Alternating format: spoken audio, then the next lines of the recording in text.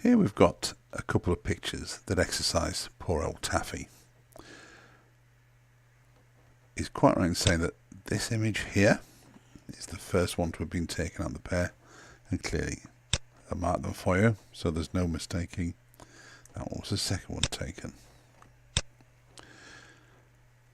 What's the problem Taffy has with this? Well, the problem Taffy has with this is he thinks that this footprint, which is visible in the first image, couldn't have been made because the foot was there in the second image. It would only work if this was the first image and this was the second image. But the sequence of numbers in the canisters shows this one being first, this one being second. Doesn't it, Taffy? Well, that's quite right. Nothing wrong with your logic there. This was the first, this was the second. So how do we explain the fact that there's a footprint here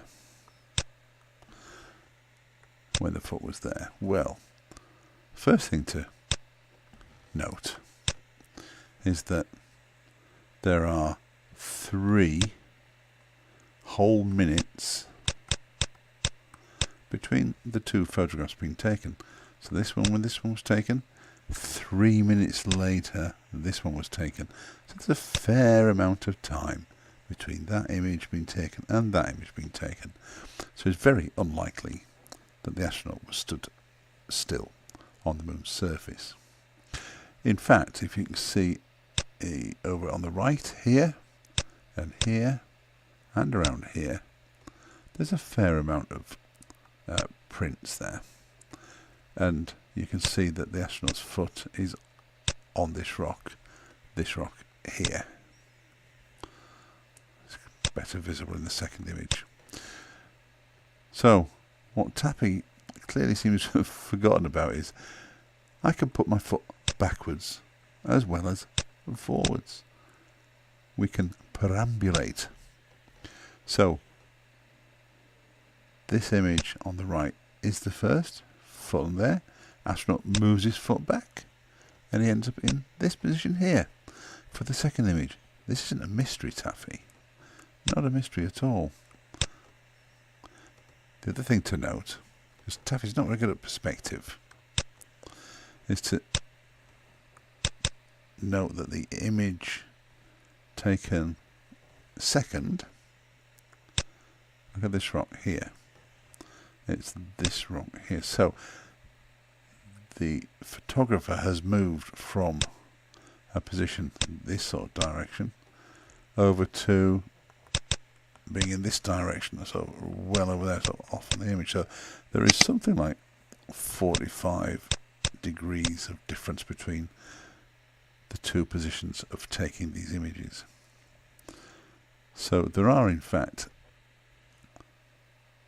maskings of different parts of the footprints in these areas, but principally all that's happened is simply that the astronaut has moved his foot back. He does also talk about the sample shovel or scoop being empty in this one and buried in this one. Again, Taffy, remember there are 3 minutes between the images. A lot happens in that time. When you're there taking soil samples, you would expect the astronauts to be using that soil scoop quite regularly. Not a mystery, sorry. Just have a quick look, Taffy, here. We zoomed in for you so you can see what's going on in the background. Foot is on the rock. That's it there. This is a blown up version of it for you. And here, his foot isn't on the rock anymore. It's moved back into the second image. Again, we've blown this up so you can see it.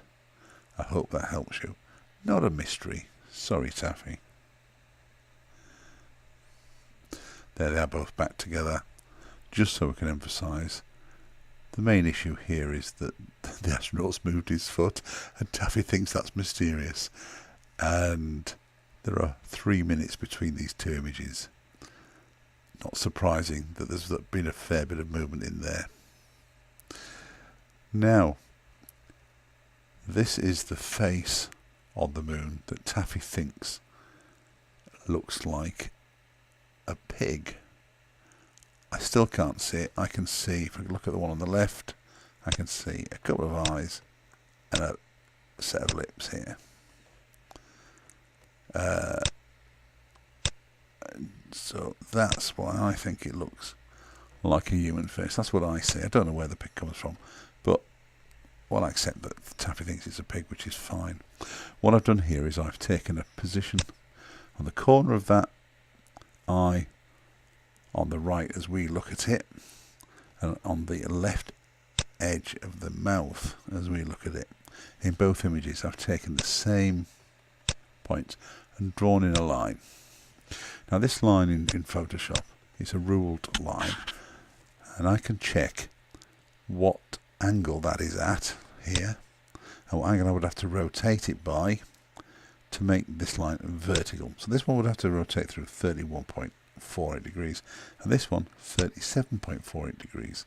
You can see very clearly there is 6 degrees difference between these two images.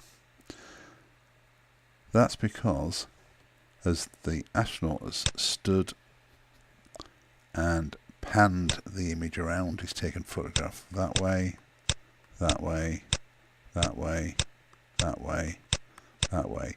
This face has been in several of these images, but as we angle around the pan,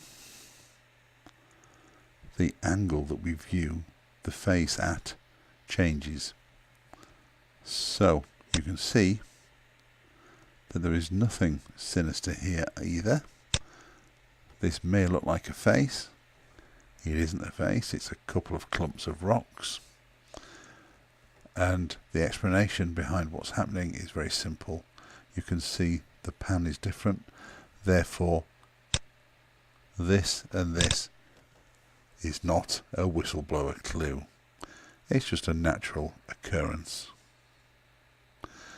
Now if you look at this image on the left, it's cluttered with rocks strewn around the lunar surface, as you can see, and there's hundreds if not thousands of little bits of shadow. Now Taffy's got some unique skills, or certainly some special tools in his computer, because this image on the right, I don't know why he does all these arrows and things, because he sort of obliterates the photograph so you can't actually make sense of what he's trying to say. But looking for this, so this image we see on the right is an enlargement of this little piece here. So it's a tiny little piece. You can see that rock is this one, that rock is this one. That's where we're looking at the moment. So let me just get rid of this. So unlike Taffy, we won't leave it cluttered. So what's Taffy telling us? That there's a horse's head there. Have a look yourself. Have a look yourself. I do not know where we get the horse's head from. There's certainly no pupils. But I'm not worried about the horse's head. You know, Taffy sees animals everywhere. What is interesting is this statement here. Man-made metal object there, which is there on the full-size photograph. That is some skill to be able to look at a photograph and say, oh, that's metal.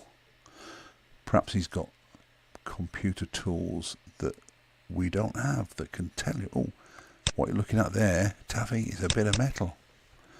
Furthermore, not only is it a bit of metal, it's a man-made bit of metal.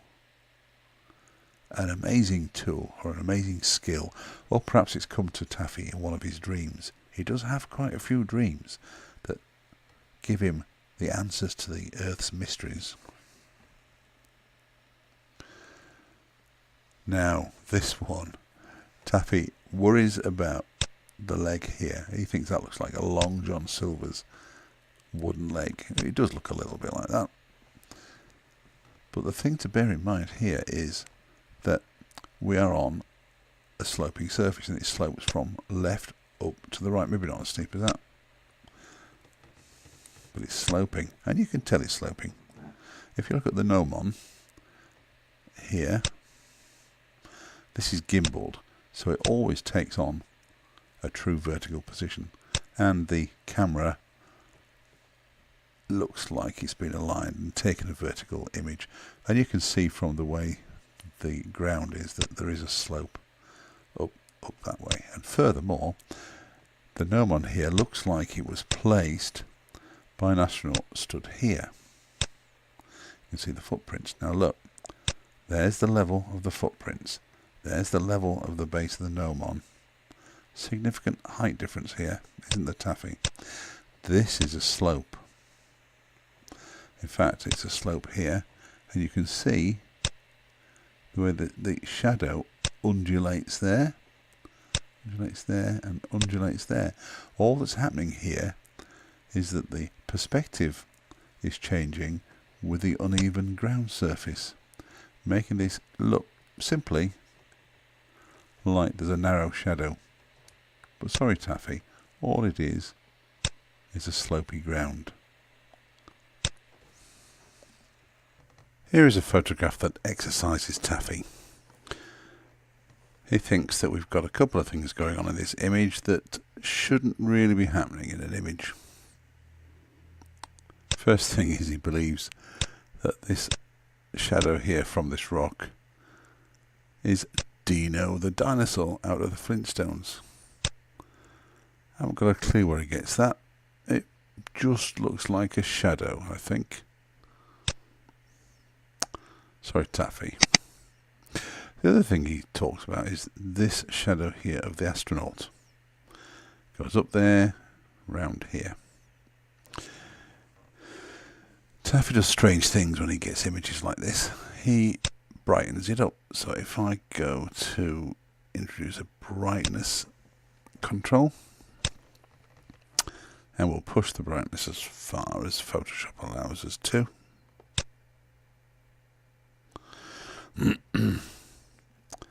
And then we'll look in the shadow. We'll zoom in a bit. Okay. Now we're in here. I can see a little bit of chrominance noise. And there's probably luminance noise in there as well, but the chrominance noise is standing out, I think. Now in Taffy's picture there was differences here. He had sort of, I think it was a bluey colour down this end and browny colour up this end. Also, here you can see the surface of the moon through the shadow. Down here, it is actually still visible. If you have a look, if you download the image yourself, you'll be able to do this yourself in Photoshop. And you see this huge rock here. I think this is what Taffy refers to as when he says, look at the astronaut's neck. There's a coil of wire there. There is no way on this Earth or that lunar surface that that's a coil of wire. It's very, very clearly a rock. If we leave it bright, hide that paint, Taffy believes it changes colour, so we use the colour picker. This is what you use in Photoshop to choose what you want your brush colours to be. I can go from a deeply saturated colour to a totally unsaturated colour to dark variations of the same colours. And I can choose the colour itself from red through the yellows, greens, cyans, blues, magentas, all the way down to red. And I can choose my colour, it was in there, and I can paint it. But also it gives me this thing, if when I go off this panel, you see it becomes an eyedropper. That allows me to sample a colour anywhere in the image. And here, where it says red, green and blue, RGB here. You get a number that tells you how much red there is in the pixel you've sampled, how much green and how much blue. This ranges from 0 to 256. So about 120. This blue is in the middle.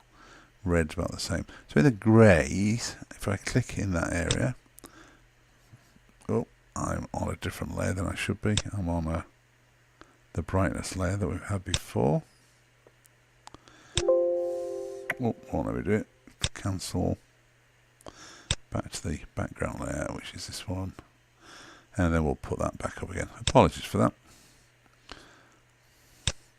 So, as I mentioned, when I come off here, I get an eyedropper and I can click in the area. Now, grey. You can see it's grey because all three colours are around about the same level. This one's got slightly less blue, but very roughly they're in the same sort of region. Click in another area, same story. Another area, similar story. Maybe there's a touch more green there, but around here, more or less the same, more or less the same. Wherever we sample this, it's grey. The colour that Taffy sees is the chrominance noise. Oh, we didn't click down there just to make the point that we weren't cheating. Grey, slightly less red, but still grey. So there you go. Sorry, Taffy. There's nothing unusual going on. Is that shadow, and there's nothing going on in the Dino shadow either. So there you go. Just a normal photograph of an astronaut on the lunar surface casting a shadow. Sorry. But what does Taffy tell us here? It tells us that these are all whistleblower clues. These images have been doctored over time using Photoshop. He's very keen to show us that they use Photoshop to place their clues. So the world of NASA is full of whistleblowers editing images all the time, making every shadow a clue. And he's told us this in almost every video he's made. And he skillfully demonstrates how the whistleblowers use Photoshop. You can see you've got a whistleblower's clue here, and here Taffy has tried to demonstrate how it was made.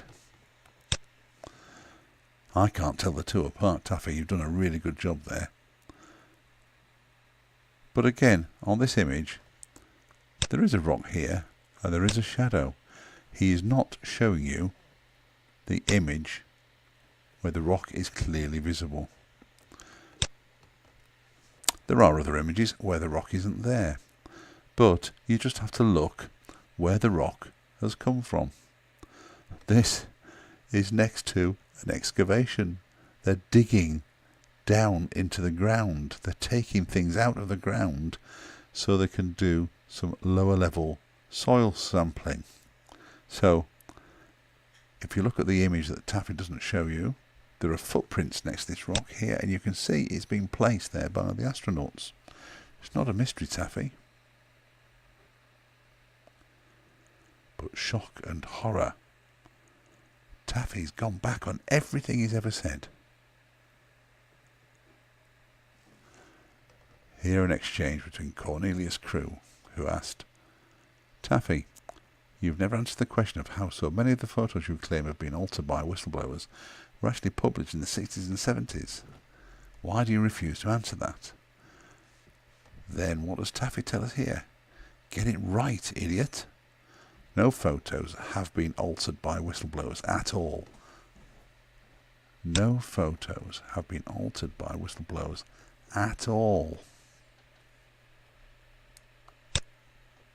They were all made with the clues added on day one.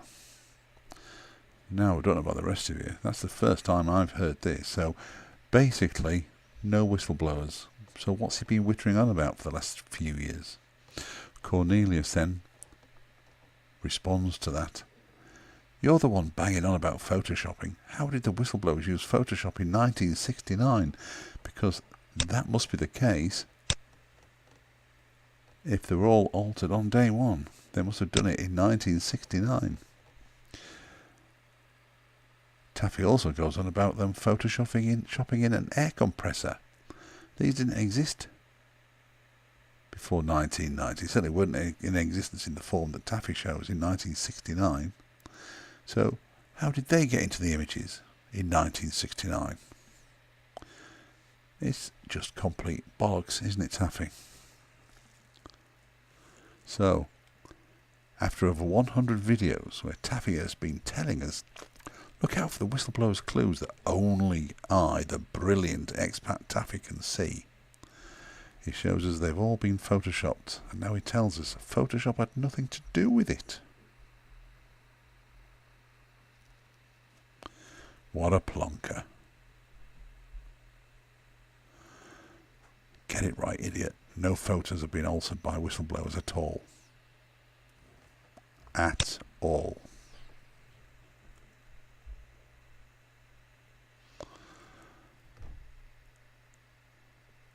In awe I watched the waxing moon ride across the zenith of the heavens like an ambered chariot towards the ebony void of infinite space, wherein the tethered belts of Jupiter and Mars hang, forever festooned in their orbital majesty. And as I looked at it all, I thought, I must put a roof on this toilet, with thanks to the late, great Liz Dawson.